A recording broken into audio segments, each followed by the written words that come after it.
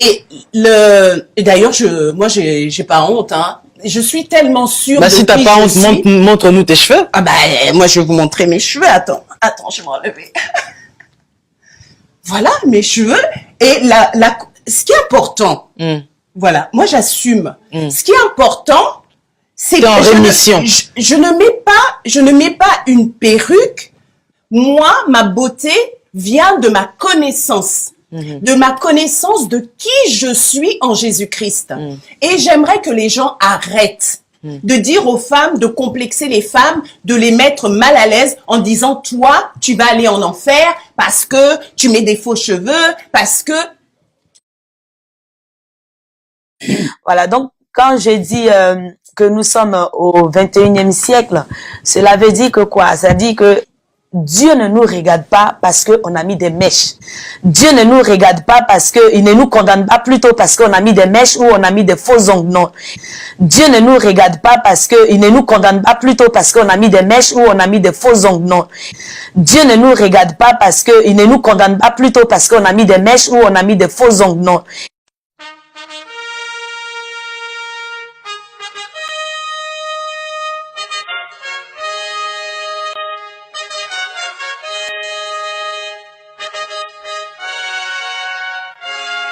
Moi, j'ai 45 ans, mais beaucoup de gens disent que je rajoute. C'est bien de rajouter. Un peu, on me dit que mais tu fais pas ça, j'aime ça. Ouais, oui, ça, ouais, oui, ça, ouais, oui, ça, ouais, oui, ça, ouais, oui, ça, ouais, oui.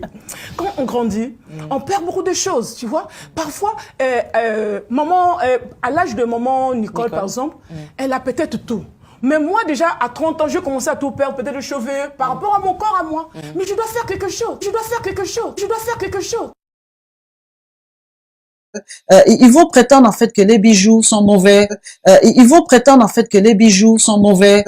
Ils vont prétendre en fait que les bijoux sont mauvais. Mesdames, mesdemoiselles et messieurs, bonjour. C'est une petite expérience ici pour mettre en évidence les effets de l'ail et de l'or sur des cellules cancéreuses que vous voyez déposées dans un plat. Ce sont des cellules cancéreuses là-bas déposées dans un plat et on met à côté de l'ail pour voir la réaction. Vous remarquez premièrement que les cellules se rétrécissent et après s'éloignent de l'ail.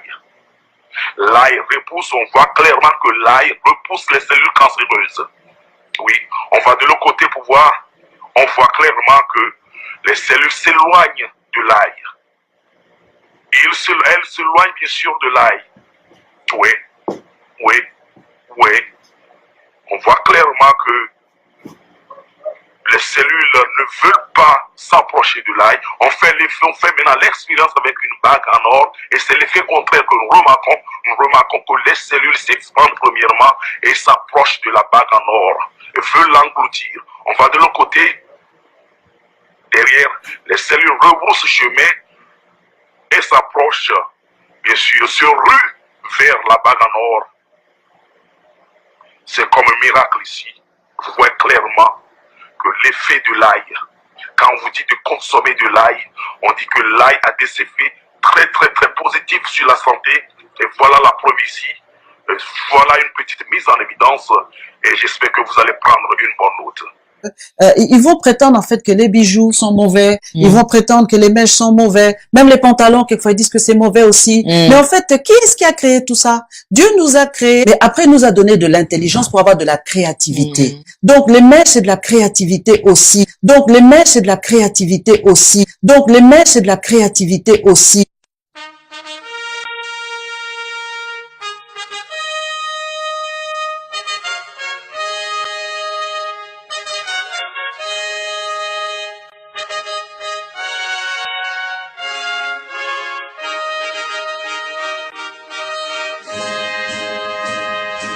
Où est le problème? Et c'est pour ça que Dieu va l'amener en enfer. Et c'est pour ça que Dieu va l'amener en enfer. Et c'est pour ça que Dieu va l'amener en enfer. Parce que c'est comme pour les pantalons aussi. Qui a déclaré que le pantalon serait un vêtement d'homme? C'est l'homme. Qui a déclaré que la robe serait un vêtement de femme? C'est la femme.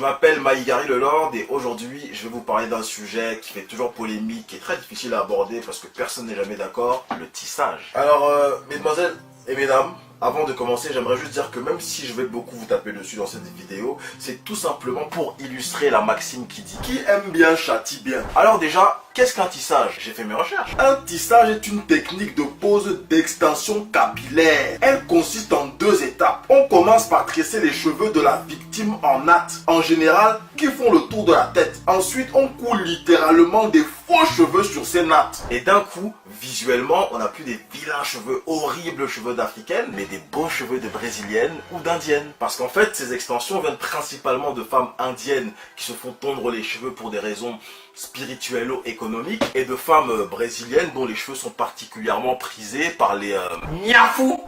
Que les choses soient claires. Perso, je suis pro-naturel. Nappy. Mais d'une manière générale, déjà, je suis très pro-naturel. Tu sais, j'aime pas trop les meufs avec trop de maquillage, à base de faux ongles. Niafou beurette. Faux cils. Niafou drag queen.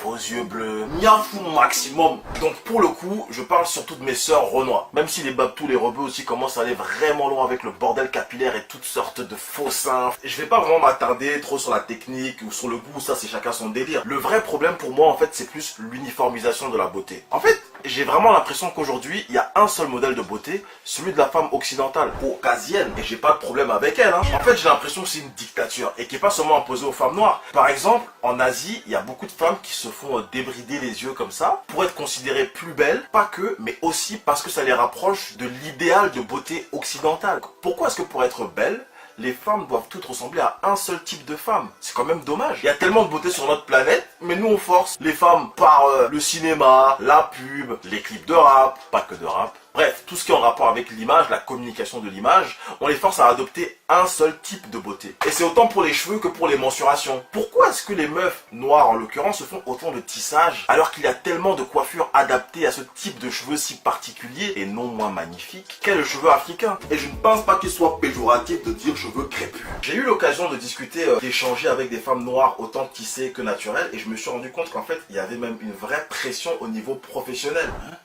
Et on leur fait des remarques du genre, c'est une perruque, je peux les toucher, est-ce qu'il faut les laver? Mais en fait c'est une revendication, wesh t'es sérieux là? Ça me rappelle des heures très sombres de l'histoire de France. On leur fait comprendre que ça ne fait pas professionnel. Il y a même une meuf qui m'a raconté qu'elle avait attendu d'avoir un poste à responsabilité, donc dans lequel on pouvait plus la virer facilement, pour revenir à son cheveu naturel, arrêter de les défriser. C'est un truc de ouf quand même. Imagine un petit peu une meuf qui serait rousse. Elle va au taf, elle a tous les diplômes, elle est OP de ouf. Bon, bien sûr, elle est moins payée parce que c'est une femme, mais ça, c'est encore une des inégalités de notre société. Et rien qu'elle se prend des remarques parce qu'elle est rousse. On la convoque pour lui dire que si elle veut garder son taf, il faut qu'elle change la couleur de ses cheveux. Parce que les clients n'aiment pas. T'es viré. Parce que ça ne fait pas pro. T'es viré. Ça fait rebelle. T'es viré. C'est bien connu, avoir ses cheveux naturels. Aujourd'hui, c'est une vraie revendication politique. Tu as tes cheveux naturels, tu fais de la politique, je suis désolé. En même temps, vu la politique aujourd'hui, en Afrique du Sud, on a récemment vu des manifestations de lycéennes pour avoir le droit de garder leurs cheveux normaux sans les lisser, les défriser. Mais bon, en même temps, dans ce lycée, le Pretoria Girls High, les filles n'ont pas le droit de parler dans leur langue maternelle. Et une des raisons pour lesquelles on leur interdit d'avoir leurs cheveux naturels, c'est que, et je cite, ça empêche les autres d'apprendre. Dernier truc sur le tissage, je pense que le problème vient aussi de nous, les hommes. Je trouve qu'on n'encourage pas assez les femmes à avoir conscience de leur beauté. Et je suis vraiment très sérieux quand je dis ça. J'ai vraiment l'impression qu'on préfère avoir des meufs qui se camouflent derrière des tonnes de make-up qui les font ressembler à des Kim Kardashian. Des meufs qui se camouflent derrière des tonnes de make-up qui les font ressembler à des Kim Kardashian. Plutôt que des meufs vraies. Et donc pour nous plaire, parce que finalement c'est pour nous plaire qu'elles font tout ça. Bah, elles essaient de ressembler à des meufs qui n'ont rien à voir avec ce que elles-mêmes elles sont en vrai. À l'intérieur. Et donc pour nous plaire, parce que finalement c'est pour nous plaire qu'elles font tout ça, bah, elles essaient de ressembler à des meufs qui n'ont rien à voir avec ce que elles-mêmes elles sont en vrai, à l'intérieur. Donc messieurs, pensez à complimenter juste un peu plus les meufs quand elles sont elles-mêmes, quand elles sont naturelles, quand elles sont vraies, sans chichi, sans artifice. Tel un lion qui guette sa proie. Tu attends le moment où elle a tout enlevé, pensant que tu ne vas plus la regarder de la soirée. Et là, ma chérie Coco, tu es belle comme une sauterelle. Et puis les mecs qui aiment les meufs maquillées comme des voitures volées avec des faux cheveux, des faux ongles, toute la panoplie là. En vrai, pourquoi vous tapez pas directement des drag queens? Tant qu'à faire. Dernier petit truc sur les meufs qui se font des tissages, s'il vous plaît. Niafou. Arrêtez, une bonne fois pour toutes. De vous passer les mains dans les cheveux là, comme ça. Niafou. Genre c'est vos cheveux. Oh, mes cheveux sont dans le vent. Oh, niafou. En plus ça vous fait des grosses têtes, on dirait que vous avez un casque à la place du crâne. Niafou. Toujours en train de gratouiller là comme ça. Oui, c'est pas tes cheveux, c'est normal, ça gratte. Puis je posais ma question. Mais je t'en prie, Jean-Théophile. Est-ce que le tissage est un progrès pour notre époque? Avant de répondre à cette question, petite citation. Le progrès naît de la diversité des cultures et de l'affirmation des personnalités. Pierre Joliot. Moi, je trouve dommage que plus on avance, plus le monde perd de sa personnalité qui par définition est multiple. Je voudrais dire aux femmes qui regardent cette vidéo, que vous soyez grande, que vous soyez petite, poids plume, poids lourd, peu importe votre groupe ethnique, vous êtes toutes belles. Donc, arrêtez d'essayer de ressembler à des affiches de magazines. Ça, on s'en fout. Ce qui nous intéresse, c'est ce qui se cache derrière tout votre déguisement là en fait. Votre culture, votre éducation, vos rêves, vos ambitions, vos aspirations, vos combats, vos peurs. Parlez-nous de vos peurs, communiquons. Enfin bref, tout ça pour vous dire que le futur c'était mieux avant le tissage.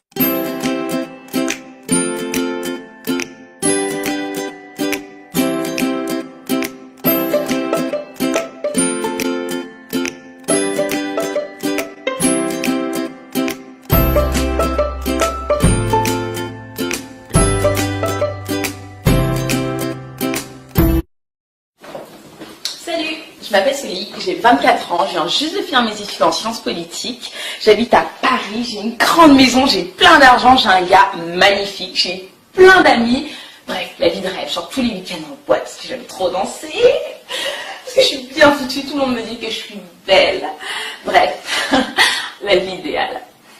Mais j'ai un problème, j'ai un gros problème. C'est ça mon problème. C'est qu'après les strass et les paillettes, quand je rentre chez moi, que j'enlève ma perruque, plutôt ma prothèse, ben moi je vais voir, j'ai très mal. Parce que je me dis que j'ai 24 ans, j'ai peut-être même pas fait le tiers de ma vie, et je suis condamnée à ça, parce que je peux rien faire d'autre. Enfin, je peux pas me montrer comme ça, c'est pas possible. Sinon tout s'arrête. Pourquoi?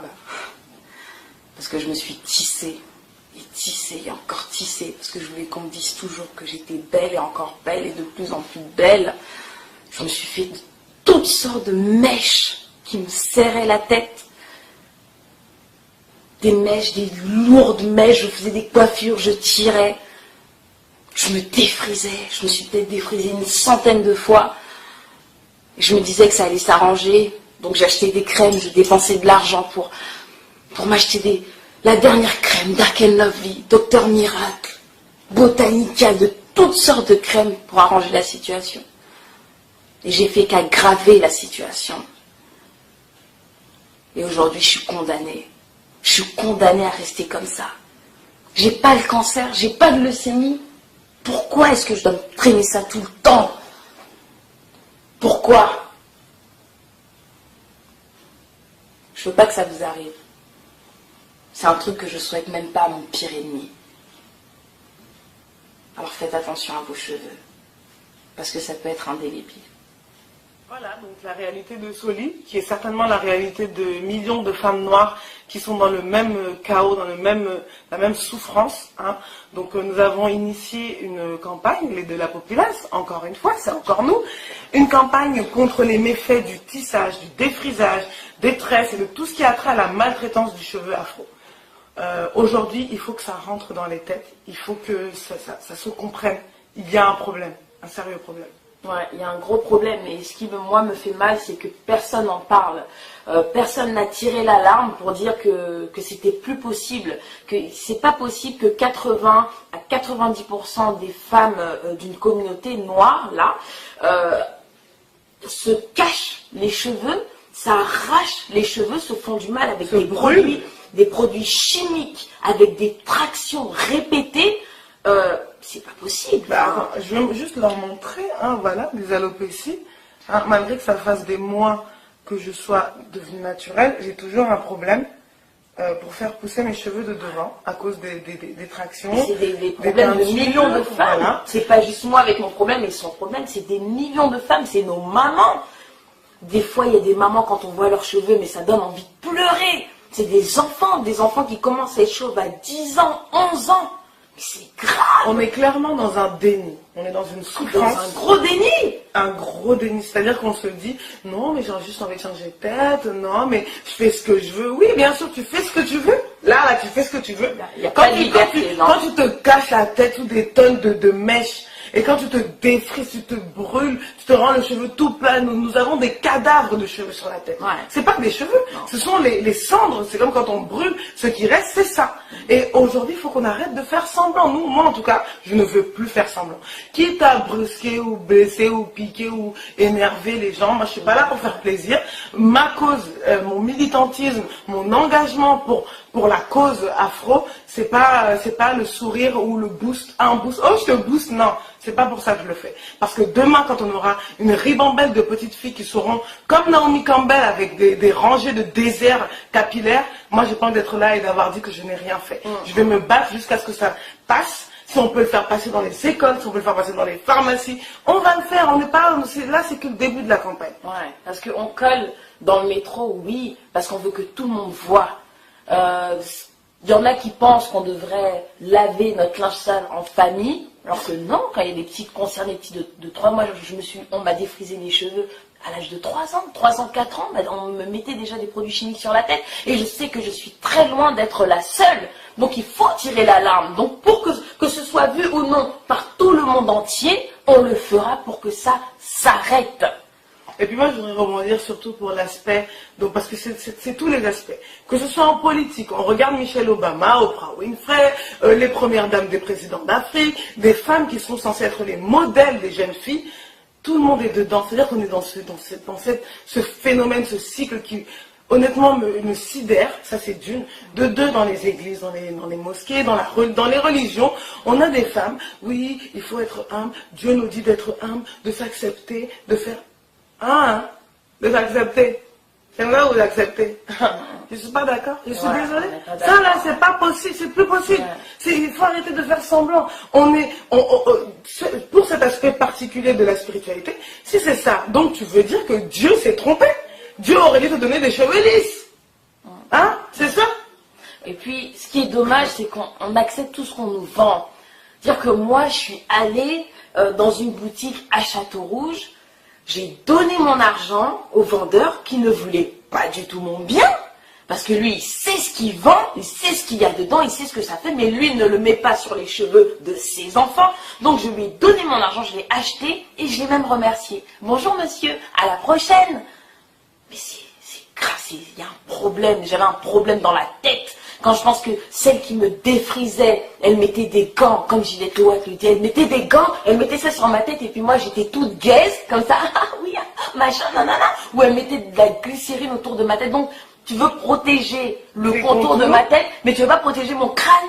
Hein? Tu veux protéger tes mains, mais tu ne protèges pas mon crâne. Non, mais c'est grave. La prochaine fois quand vous allez à Château d'Eau, je ne sais pas où, qu'on vous défrise la tête, et que la dame met des gants, il faut lui dire de mettre directement avec ses doigts. Pour elle protéger ses doigts. Mais si elle applique directement avec ses doigts, sans mettre de gants, mais au bout d'un moment, ses mains seront mortifiées. Et puis, juste un exemple tout bête, hein, parce qu'on n'est pas là pour l'esthétique ou quoi, la beauté. On est dans la logique. Imaginez-vous en Islande, ou au Groenland, ou peu importe, une contrée où vraiment les Blancs, les Caucasiens sont majoritaires. Et qu'un jour, toi, noir, tu te réveilles, hein, tu ouvres la porte, paf, tu sors, et tous les Blancs, hein, 90% des Blancs, ont des tissages de cheveux crépus, ont des rajouts, des fausses perruques avec des tresses. Tout le monde, et à partir de ce moment-là, pendant toute la vie, jusqu'à l'éternité, tout le monde reste comme ça. Ouais. Tu vas pas comme ça? Ouais. Tu vas faire ça serait vraiment ridicule. C'est plus que ridicule. Faut qu'on se réveille. Et puis il faut savoir que les perruques à la base, ce que moi j'ai sur la tête, c'est pour ceux qui ont la leucémie, les cancers, ceux qui ont des maladies qui sont peut-être en phase terminale. Dans les films. Mais une prothèse. Une qui est en bonne santé, qui a 24 ans, qui met une perruque parce qu'elle s'est abîmée la tête ou qu'on lui a abîmé les cheveux. Mais vous tirez la larme, il y a un problème. Pourquoi vous n'en parlez pas? Discutez entre vous. Quand vous voyez des petites filles qui sont dans la rue, qui ont des cheveux abîmés, parlez à ses parents, parlez-lui. C'est pas normal, on peut pas attendre que les autres fassent le travail à notre place, c'est à nous de faire ce travail. Parce que c'est la femme noire, c'est notre population qui se détruit à petit feu. On a besoin de vous, on a besoin de tout le monde, on a besoin de... On n'a pas besoin de boost. Ouais, c'est bien, c'est super, on n'a pas besoin de ça. Non, on n'a pas besoin de ça. Si c'est boost, on a déjà du boost. On se booste, on se booste entre nous. Je te booste, tu me boostes, on se booste. Non, donc de toute façon, moi je vais donner juste un dernier mot. La campagne qu'on a commencée dans le métro, dans Paris, dans les rues, n'est que le début.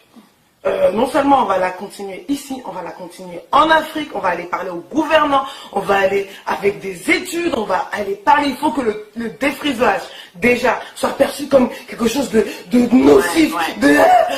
Comme là on parle de la cigarette, c'est pareil, c'est pas bon. Parce que mais j'aimerais insister sur un point. Non, ça m'énerve. Si ça concernait les populations dominantes, et pas seulement les Noirs, croyez-moi que le défrisage aurait été éradiqué depuis très longtemps.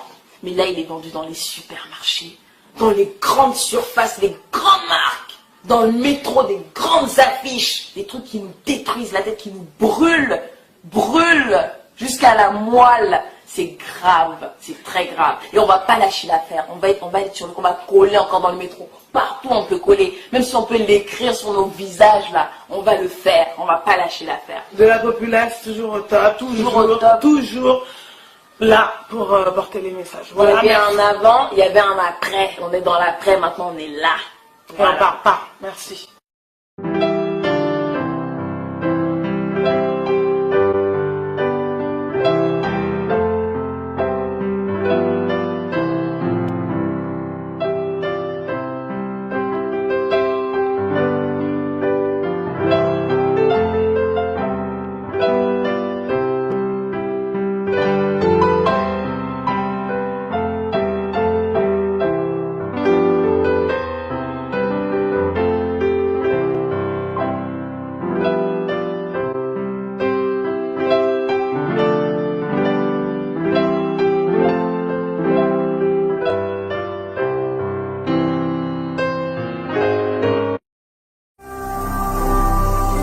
Ne manquez pas de vous abonner à notre chaîne YouTube Jésus-Christ TV, en cliquant sur le bouton s'abonner, juste au bas de la fenêtre de cette vidéo. Ainsi, vous recevrez automatiquement nos nouvelles vidéos, et vous ne raterez aucune. Vous connaîtrez la vérité et la vérité vous affranchira. Jean 8, 32.